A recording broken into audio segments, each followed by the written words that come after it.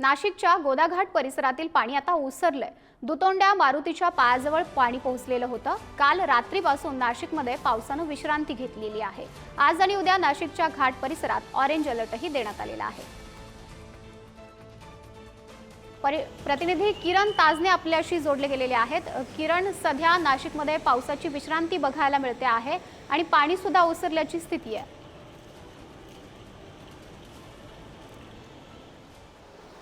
माधुरी, खरं तर मागील आठवड्यामध्ये मुसळधार पाऊस हा नाशिकच्या जिल्हाभरामध्ये बघायला मिळालेला होता आणि त्या सगळ्या पार्श्वभूमीवर गंगापूर धरणासह नाशिक शहरातील जवळपास 4 धरणांमधून मोठ्या प्रमाणात विसर्ग केला जात होता आणि त्या सगळ्या पार्श्वभूमीवर जर बघितलं तर नाशिकच्या गोदावरी नदीला पूर आल्याची स्थिती एकूणच बघायला मिळालेली होती। पूरसदृश्य परिस्थिती असल्यामुळे जो नाशिकच्या पुराचा मापदंड म्हणून ओळखला जातो त्या दुतोंड्या मारुतीच्या अगदी छातीपर्यंत पाणी देखील बघायला मिळालेलं होतं। कालच्या दिवशी हेच पाणी कमरेपर्यंत आलेलं होतं आणि आज जर बघितलं तर या गोदावरीच्या खोऱ्यामध्ये एकूणच जे काही आता सध्याच्या घडीला विसर्ग 6000 क्युसेक वेगानं सुरू होता तो घटवण्यात आल्यामुळं आता दुतोंड्या मारुतीच्या पायापर्यंत पाणी आलेलं आहे।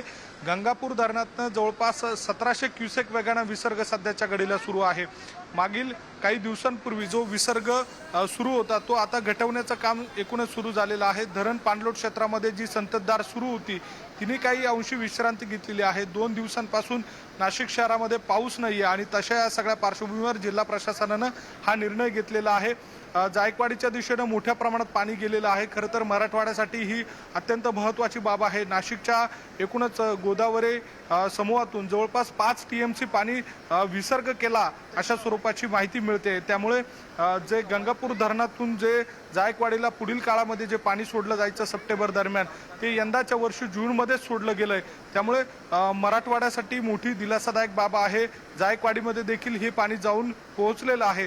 त्यामुळे नाशिकच्या रामकुंड परिसरामध्ये असलेली जी विसर्ग सुरू असल्यामुळे जी स्थिती होती ती आता काही अंशी ओसरायला सुरुवात झालेली आहे। दुसऱ्या बाजूला पावसानं विश्रांती घेतल्यामुळे शेतकऱ्यांची जी दिनचर्या आहे ती देखील आता बदलेल। पेरणीला जी लगबग असते ती आता बघायला मिळेल। महत्त्वाची बाब म्हणजे पावसाची उघडीप पेरणीसाठी अतिशय महत्त्वाची होती आणि त्या निमित्तानं 2 दिवसांपासूनची जी उघडीप आहे त्यामुळे पेरण्या मोठ्या प्रमाणात होतील आणि शेतकऱ्यांसाठी ही नक्कीच दिलासादायक बाब आहे। मात्र दुसरीकडे आपण दिलेल्या माहितीसाठी धन्यवाद।